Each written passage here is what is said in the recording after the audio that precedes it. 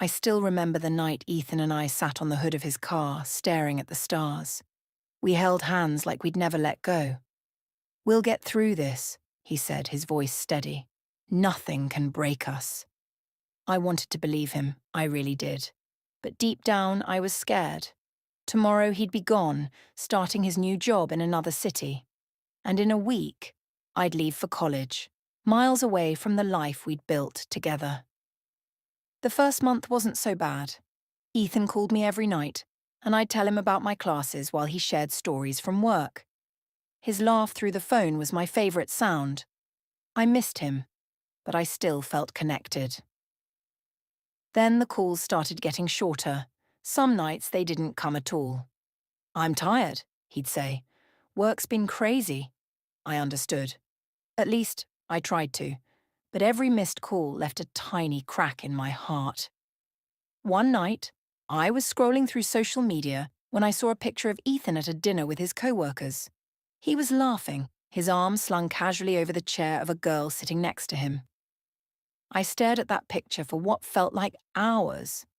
My stomach twisted, my mind racing. Who is she? Why didn't he tell me about this dinner? I texted him, trying to sound casual. "Looks like you had fun tonight." His reply came an hour later.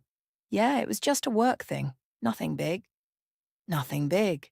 The words stung. I tried to push the doubts away, but they followed me everywhere. In class, during meals, even in my dreams. And it didn't help that Ryan, a guy in one of my classes, started sitting next to me every day. He was funny and kind, but I barely noticed him at first. Then Ethan missed another call. And another. I'd sit by my phone, waiting, hoping, and then I'd fall asleep with tears on my pillow. Ryan noticed. "You okay?" he asked one day. I shrugged, forcing a smile. "Yeah, just tired."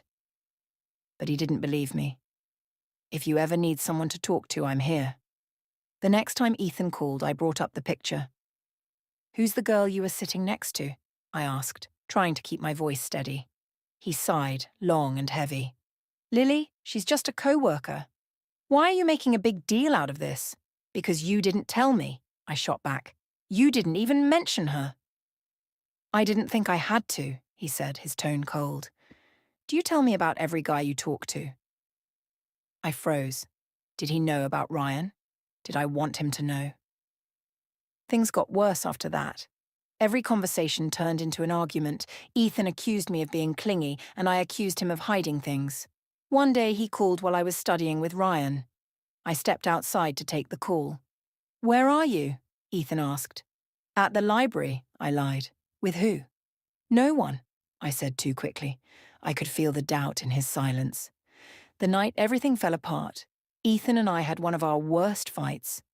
"I can't keep doing this," he said, his voice breaking.